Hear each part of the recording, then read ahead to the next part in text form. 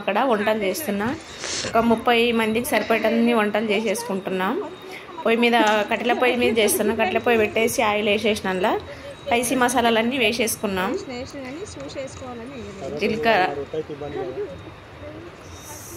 సాజీరా, విలాచి, దాల్చిన చెక్క, stone flower, Marwadi మొగ్గ, స్పైసీ మసాలాలు మొత్తం వేసేసుకుంటున్నాం. బిర్యానీకు అన్నీ వేసేసిన.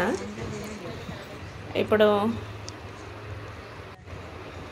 మేము చేసే వంటలు అయితే ఒక 30 నుంచి 40 మంది వరకు సరిపోయేటన్ని వండుకుంటున్నాం. సాజీరా వేసేస్తున్నా. నెక్స్ట్ అందులో షాజీరా ఎక్కువ వచ్చింది. ఇప్పుడైతే పచ్చిమిర్చి వేసేసుకుందాం. అలాగే పుదీనా ఫ్రెష్గా కడిగి మంచిగా నీట్గా తింపి పక్కన పెట్టేసుకున్నాం. పుదీనా వేసేస్తున్నా.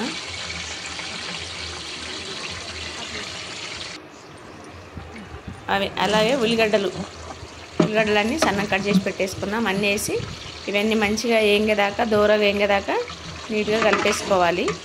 మాడనీయకుండా. కట్టెల పొయ్యి కదా, కొంచెం మంట చిన్నగా పెట్టేసుకోవాలి వాటర్ వేసేదాకా, లేకపోతే మాడిపోతాయి ఉల్లిగడ్డలు.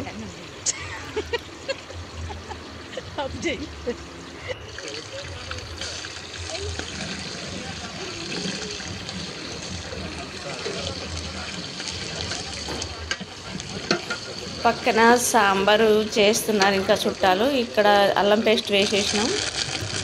వేసి కలిపేసిన. అల్లం మాడకుండా చూసుకోవాలి. ఇప్పుడు మటన్ అయితే కడిగి పక్కన పెట్టేసినాం. మటన్ ఒక 10 నుంచి 15 కేజీల వరకు ఉన్నది మటన్ అయితే. మటన్ వేసేసినాం. మటన్ వేసి కలిపేసినాం మంచిగా. ఒక 5 నిమిషాలు ఉడకనిచ్చి ఆయిల్లో మంచిగా ఉడికినాక కారం పొడి వేసేస్తున్నా. కారం పొడి కొలతతో ఏమి వేయకుండా నేను అంజాదతో వేస్తున్నా. 15 కేజీల వరకు ఉంటుంది మటన్. 10 నుంచి అంతకు ఎంత సరిపోతుందో అట్లా వేస్తున్నా. మరి ఎక్కువ పైస ఏం కాకుండా నార్మల్గా చిన్నపిల్లలు గిట్ట తింటారు కదా, అట్లా అని కొంచెం తక్కువ వేస్తున్నా. కారం వేసినాక ఇంకొక 5 నిమిషాలు ఉడకనిద్దాం మంచిగా. మంట దగ్గరికి పెట్టుకొని ఎండలు కదా బయట పెట్టేసారు కట్టెల పొయ్యి. 2 పొయ్యిలు పెట్టేసినాం. ఇక్కడ ఈ పొయ్యి మీద సాంబార్ అవుతుంది, ఇంకో పొయ్యి మీద మటన్ పెట్టేసినాం. మటన్లో మసాలాలు వేసేసుకుందాం. ఇప్పుడు పల్లీల పొడి అయితే వేసేస్తున్నా నేను. ఒక 1/4 కేజీ వరకు అన్ని పల్లీల పొడి పట్టేసుకున్నాం మేము. అలాగే జీలకర్ర పొడి వేస్తున్నా. జీలకర్ర సపరేట్ పట్టేసుకున్నాం మిక్సీకి అన్ని. ఇప్పుడైతే ధనియాల పొడి వేస్తున్నాం. అన్నీ ఎంత తగినంత వేస్తున్నాం, ఇంత అని కొలతలతో కాకుండా. ఇప్పుడు కస్తూరి మెంతి అది కడలుగా ఉంటుంది. తీసుకొని సన్నగా చేతిలో వేసుకొని ఇట్లా నలిసి ఇట్లా వేసేసుకోవాలి. ఇలా వేస్తే సన్నం పొడి అయిపోతుంది, మిక్సీకి ఏం పట్టకుండా. అది గిట్ట ఒక 2 పిడికిలంతా వేసేస్తున్నాను నేను, ఎక్కువ వేయకుండా. మరి మనకి ఎంత కావాల్సి ఉంటే అంత మంచిగా కలిసేటట్లా మసాలాలన్నీ వేసినాం కదా, అవన్నీ మంచిగా కలిసేటట్లా కలుపుకుందాం. అడగంటకుండా మంట తక్కువ పెట్టేసుకొని అంత మంచిగా కలుపుకుపోయేటట్లా మసాలాలన్నీ ముక్కకు పట్టాలి. ఉప్పు కారం మసాలాలన్నీ మంచిగా ముక్కకు పడితే కర్రీ మంచి టేస్ట్ వస్తుంది. చూడండి ఇగో కర్రీ ఎంత బాగా వచ్చిందో చూడండి. చూస్తే నవ్వు ఊరుతుంది కదా, చాలా బాగా వచ్చింది. అట్లాగా అన్నీ వేసినాం, మసాలాలన్నీ వేసి మంచిగా వేసుకున్నాం దగ్గర. ఇంకా వాటర్ వేయలేదు. వాటర్ వేసి ఉడికించాలి ఇంకాసేపు. వాటర్ వేసి ఇంకో 10 నిమిషాలు ఉడికించి అప్పుడు చూపిస్తా ఎలా అవుతుందో. మూత పెట్టేసుకుందాం ఒక 10 నిమిషాలు అట్లా. కర్రీ సాంబార్ రెడీ అయిపోయింది ఇక్కడ ఈ పొయ్యి మీద. ఇప్పుడు అంతా మంట కట్టెల పొయ్యి కదా, దాని మీద మంట కొంచెం అడగంటకుండా చుట్టాలు చిన్నగా రెడీ అయిపోయి పెద్ద కట్టెలన్నీ తీసేసి కొంచెం మసాలా వేసేసుకొని అందులోనే కొంచెం కొత్తిమీర కడిగి పక్కన పెట్టేస్తాను. కొంచెం కొత్తిమీర గిట వేసేస్తా.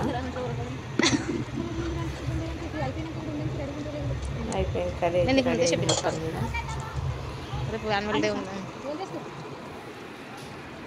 చూడండి ఒకసారి అడుగంటకుండా కలుపుకుందాం. మంట మొత్తం తీసేసినాము. చిన్నగా మండుతుంది. పెద్ద కట్టెలన్నీ తీసేసి అడుగంటుకుంటుందండి. కర్రీ రెడీ అయిపోయింది.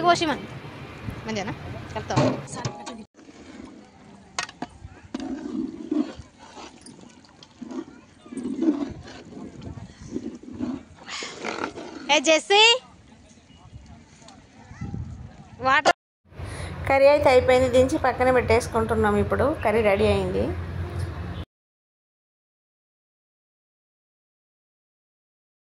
కర్రీ అయితే రెడీ అయిపోయింది. ఇప్పుడు బగారా రైస్ చేస్తున్నాము. రైస్ ఒక 25 కేజీలు తీసుకున్నాం మేమైతే. బియ్యం కడగలేదు. నీళ్ళు ఒకటికి ఒక బిందెడు బియ్యం వేసినాము. ఒక బిందెకు 2 బిందెలు వాటర్ వేసేసుకున్నాము మేము. రైస్ గిట్ట రెడీ అయిపోయింది. రెడీ అయిపోయాక రైస్ పైన కొంచెం పలుకు ఉంటుందని దాని మూత మీద ఇంగ్లం నిప్పుకలు వేసి పెట్టేసినాము.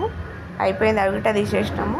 ఇప్పుడు రైస్ ఒకసారి స్పూన్తో తీసి ఉల్టా వేసుకుందాం. పైన పలుకు ఉంటుంది కదా, అట్లా తీసేస్తే మొత్తం అంతా మంచిగా అయిపోతుంది రైస్ అంతా.